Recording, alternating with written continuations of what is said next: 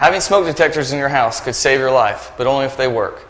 Hi, I'm Phil with the Lakeland Fire Department and want to tell you the importance of testing your alarms each month. How can you remember to do this? We say, check it on the 2nd.